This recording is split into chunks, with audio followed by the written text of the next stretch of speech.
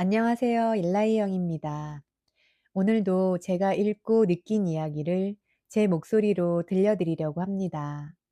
저는 나이가 들었다고 해서 세상과 거리를 두기보다는 유튜브도 보고 책도 보고 요즘 젊은 사람들이 어떤 말을 하는지도 가능하면 귀 기울이려고 합니다. 완벽하게 이해하지는 못해도 그 흐름이 어디로 가는지는 알고 싶기 때문입니다. 요즘 가장 많이 들리는 단어 중 하나가 AI입니다. 어떤 분들은 벌써부터 무섭다고 말하고 어떤 분들은 이제는 따라갈 수 없다고도 말합니다. 그런데 저는 조금 다르게 느꼈습니다. AI가 무서운 게 아니라 우리가 너무 빨라진 세상에 살고 있다는 게 조금 벅찬 것 아닐까? 오늘은 AI를 잘 써야 한다는 이야기보다 AI 시대를 우리 나이에 맞게 살아가는 방법에 대해 조용히 이야기해 보려 합니다. 전문가가 되자는 이야기가 아닙니다. 피할 수 없는 흐름이라면 억지로 맞서기보다 조금씩 함께 섞여가는 방법입니다. 요즘 세상이 너무 빠르다는 생각 자주 들지 않으세요? 아침에 눈을 뜨면 어제 없던 말이 생기고 어제 익숙해진 것이 오늘은 또 바뀌어 있습니다. 그래서 우리는 괜히 숨이 찹니다.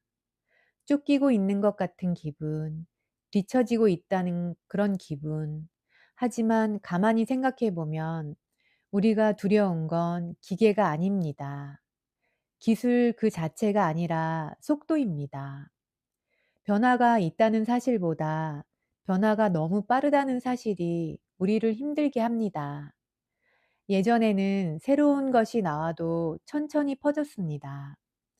주변에서 한두 사람 써보고 이야기 듣고 시간이 지나면 조금씩 알게 됐습니다.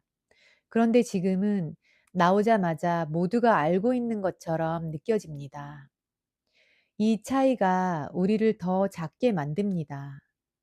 나만 모르는 것 같고, 나만 늦은 것 같고, 나만 못하는 것 같아집니다. 하지만 이 감정은 능력이 없어서 생기는 게 아니라 속도에 노출돼서 생기는 감정입니다. 독일 철학자 마르틴 하이데거는 기술은 단순한 기계가 아니라 인간이 세계를 바라보는 방식이라고 말했습니다.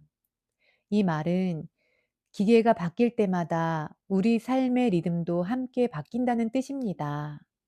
그러니 우리가 어지러운 건 자연스럽습니다. 세상을 바라보는 방식이 지금 한 번 더 바뀌고 있기 때문입니다. AI가 등장했다고 해서 우리가 갑자기 쓸모없는 사람이 되는 건 아닙니다. 우리는 여전히 생각하고, 느끼고, 판단하고, 선택하는 존재입니다. 다만, 주변 환경이 달라졌을 뿐입니다. 그래서 이 시기에 중요한 건 잘 따라가는 사람이 되는 게 아니라 흔들리지 않는 사람이 되는 겁니다. 빨리 가는 사람이 아니라 자기 속도를 잃지 않는 사람. 모르면 모른다고 말할 수 있고, 필요하면 물어볼 수 있고, 조금 늦어도 괜찮다고 스스로에게 말해줄 수 있는 사람. 그게 우리 나이에 더 어울리는 태도입니다. AI는 시험지가 아닙니다.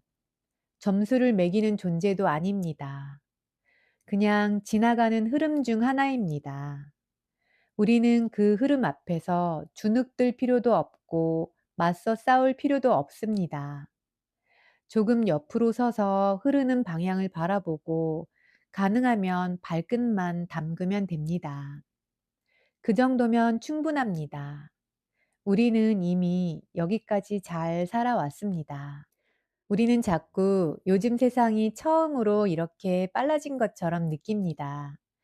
그래서 이번 변화는 다를 것 같고, 이번에는 정말 못 따라갈 것 같다는 생각이 듭니다.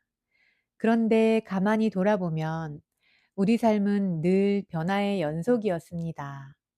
집 전화기 하나 있던 시절에서 각자 휴대전화를 들고 다니는 시절로 넘어왔고, 은행 창구에 줄 서서 기다리던 시절에서 기계 앞에 서서 직접 처리하는 시절로 넘어왔습니다. 처음 자동화 기계를 봤을 때 이걸 어떻게 쓰냐고 괜히 짜증이 나던 기억, 다들 한 번쯤은 있으실 겁니다. 그때도 우리는 말했습니다. 이건 너무 복잡하다. 이건 젊은 사람들만 쓰는 거다. 난 이건 못하겠다. 하지만 어느 순간 조금씩 눌러보고, 조금씩 틀려보고, 조금씩 익숙해졌습니다. 완벽하게 잘하지는 못해도 쓸 수는 있게 됐습니다. 생각해보면 그 정도면 충분했습니다. 우리는 전문가가 된 적이 없습니다. 그저 살아가기 위해 필요한 만큼만 배웠을 뿐입니다. 이게 지금 우리가 AI 앞에 서 있는 모습과 아주 닮아 있습니다.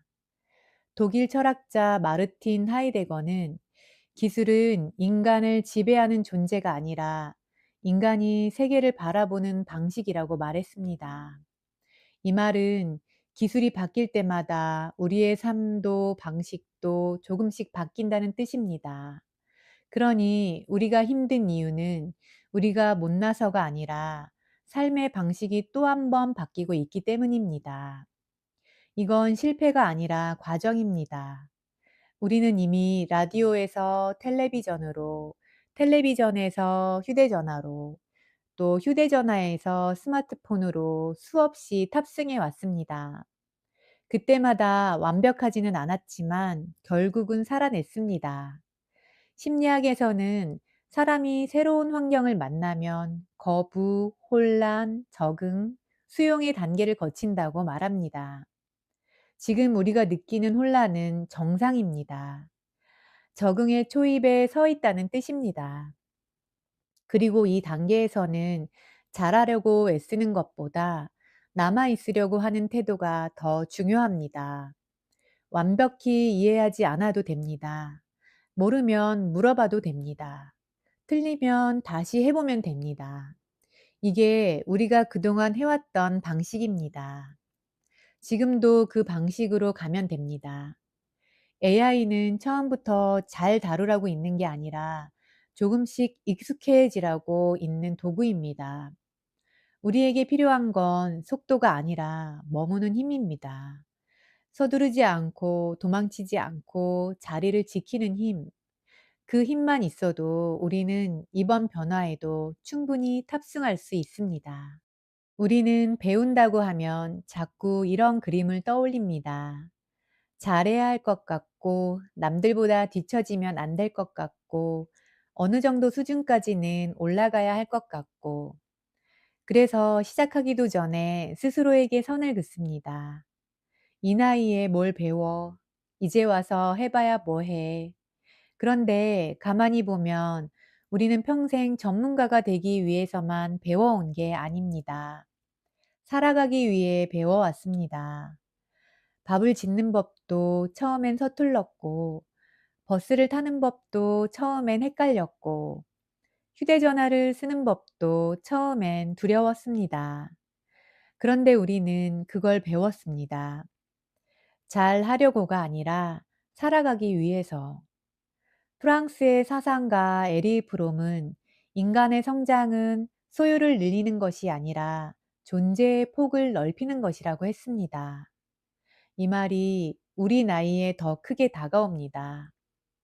우리 나이에 하는 배움은 능력을 키우는 일이기보다 나를 줄이지 않는 선택에 가깝습니다. 배우지 않으면 사람은 조금씩 자기 세계를 접습니다. 안 되는 것, 못하는 것, 모르는 것만 늘어납니다. 그러다 보면 세상이 점점 좁아집니다. 하지만 하나라도 배우기 시작하면 세상이 아주 조금 다시 넓어집니다. 크게 말고 아주 조금. 이 아주 조금이 생각보다 큽니다.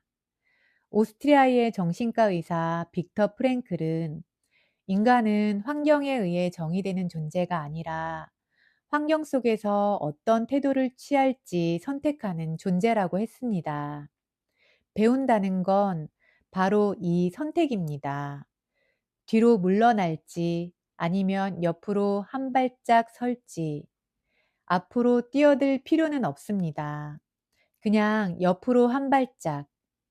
요즘 젊은 사람들 말 중에 이런 표현이 있습니다. 완벽 말고 버전 1. 처음부터 잘할 필요 없고 완성형일 필요도 없고 그냥 작동만 하면 된다는 뜻입니다. 이 말이 우리 나이의 배움에도 잘 어울립니다. 완벽하게 쓰는 AI가 아니라 필요할 때 한번 써보는 AI. 전문가처럼 다루는 스마트폰이 아니라 전화 받고 사진 찍고 검색만 할 줄 아는 스마트폰. 그 정도면 충분합니다. 독일 철학자 한나 아렌트는 인간의 존엄은 무엇을 소유했느냐가 아니라 세상 속에 어떻게 참여했느냐에 달려 있다고 했습니다. 배움은 참여하는 방법입니다. 잘 하려고가 아니라 사라지지 않기 위해. 우리 나이에 배운다는 건 젊어지기 위해서가 아닙니다. 세상과의 연결을 끊지 않기 위해서입니다. 그리고 이건 굉장히 용기 있는 선택입니다. 배우는 사람은 아직 자기 삶을 놓지 않은 사람입니다. 아직 자기 자리를 지키고 있는 사람입니다. 그것만으로도 충분히 잘하고 계십니다. 요즘은 기계가 사람보다 더 빨리 계산하고 더 많이 기억하고 더 정확하게 정리합니다. 이 장면을 보다 보면 괜히 이런 생각이 듭니다. 이제 인간은 점점 설 자리가 없어지는 건 아닐까. 그런데 가만히 생각해 보면 인간은 원래 계산으로 사는 존재가 아니었습니다. 인간은 의미로 사는 존재였습니다. 정신과 의사 빅터 프랭클은 인간은 쾌락을 추구하는 존재도 권력을 추구하는 존재도 아니라 의미를 추구하는 존재라고 했습니다. 의미는 속도가 빠르다고 생기지 않습니다. 의미는 머무를 때 생깁니다. 어떤 말을 듣고 그 말이 마음에 걸려서 하루 종일 생각해 보는 것, 괜히 떠오르는 얼굴 하나 때문에 문자를 보낼까 말까 고민하는 것, 이런 시간들이 의미를 만듭니다.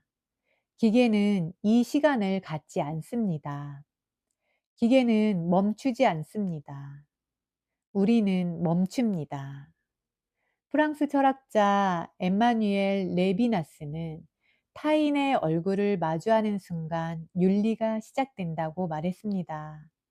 이 말은 인간은 서로를 바라볼 줄 아는 존재라는 뜻입니다. 기계는 대상을 인식하지만 우리는 사람을 만납니다. 기계는 정보를 처리하지만 우리는 사정을 헤아립니다. 이 차이가 생각보다 큽니다. 독일 철학자 한나 아렌트는 인간의 활동을 노동, 작업, 행위로 구분했습니다. 그 중에서 행위는 사람과 사람 사이에만 일어난다고 했습니다. 말을 건네고 응답하고 함께 결정하고 약속하고 용서하는 일. 이건 기계가 대신할 수 없습니다. 그래서 AI가 아무리 발전해도 인간의 자리는 사라지지 않습니다. 다만 더 인간다워져야 할 이유가 분명해질 뿐입니다. 우리 나이에 필요한 건 기계를 이기는 힘이 아니라 사람으로 남는 힘입니다. 조금 느려도 괜찮고 조금 서툴러도 괜찮습니다. 대신 따뜻하면 됩니다. 그 자리를 지키면 됩니다. AI와 함께 산다고 해서 우리 삶이 완전히 바뀌어야 하는 건 아닙니다. 우리 나이에 맞는 방식은 아주 단순합니다. 하루에 하나만 써보는 것, 모르는 건 모른다고 말해보는 것, 젊은 사람에게 이거 어떻게 하는 거냐고 한 번쯤 물어보는 것, 이 정도면 충분합니다. 영국 철학자 알랭 드 보통은 인간은 혼자서는 완성되지 않고 관계 속에서 자신을 이해한다고 말했습니다. 배움도 혼자서 끙끙대며 하는 것보다 누군가와 나누면서 할 때 조금 덜 두렵습니다. AI를 배운다는 건 기술을 배우는 게 아니라 도움을 요청하는 법을 다시 배우는 일일지도 모릅니다. 우리 나이가 되면 도움받는 걸 괜히 미안해 합니다. 그런데 도움을 주고받는 건 부끄러운 일이 아니라 살아있다는 증거입니다. 불교에서 법정 스님은 사람은 혼자서는 한 발짝도 제대로 걸을 수 없다고 했습니다. 우리는 늘 누군가의 도움으로 여기까지 왔습니다. AI도 그 도움의 한 형태일 뿐입니다. 대단하게 쓸 필요 없습니다. 우리의 삶을 조금만 편하게 해주면 됩니다. 검색이 조금 쉬워지고, 글자가 조금 잘 보이고, 정리가 조금 빨라지면 그걸로 충분합니다.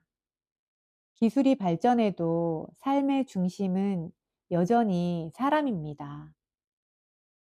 우리 나이에는 이걸 잊지 않는 게 제일 중요합니다.